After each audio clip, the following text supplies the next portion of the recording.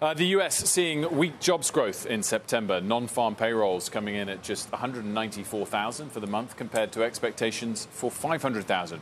However, the unemployment rate did come in better than expected, falling to 4.8%. Joining us now in a Closing Bell exclusive interview is the White House Council of Economics Advisors Chair, Cecilia Rouse. Chair Rouse, thanks so much for joining us. Good to see you. Nice to be here.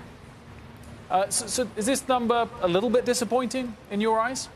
Look, this number reflects that the economy continued to make progress even in the face of the Delta wave with COVID. Remember, these data were collected in early September, the week of September 12th to be precise, which was around the peak of COVID-19 infections with the Delta variant. And nonetheless, we saw job growth of over 300,000 jobs in the private sector. The headwinds were in the public sector, specifically education jobs. And what that reflects is the fluctuation and the difficulty schools have had with staffing, and also a difficulties for the Bureau of Labor Statistics in accounting for that seasonal variation. So overall, I think this report reflects that we're continuing to make progress. Unemployment at 4.8%. Is phenomenal for this stage of the recovery, and we see that it decreased for all racial and ethnic groups, for men and women. So we're continuing to make progress. You mentioned staffing there. If there was to be an area where you'd like to see sudden improvement, is it on the supply of labor more than the demand? Look, we want to see our labor market get back to full health. And so what we need to do is get to the other side of this pandemic. And a key piece of that is for more people to become vaccinated so that we don't face these, when we have these variants, we don't face these headwinds where people are concerned about getting sick and are, hospitalized, and it's a problem to go to work.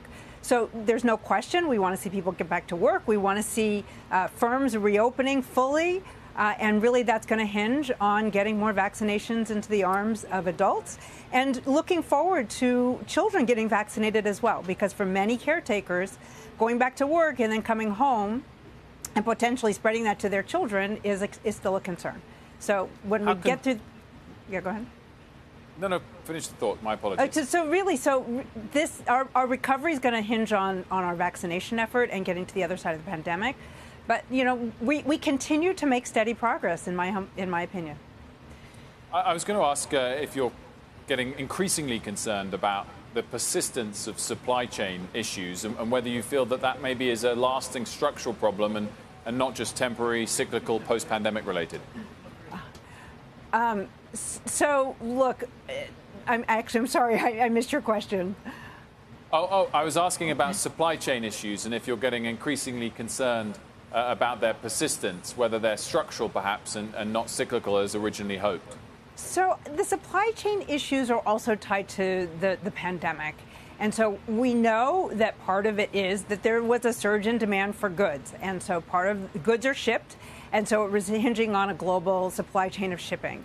We also know that, coming back to the pandemic, that when there are outbreaks in other countries where they have outbreaks, that can affect our supply chain. When there's an outbreak in Malaysia, it can stop.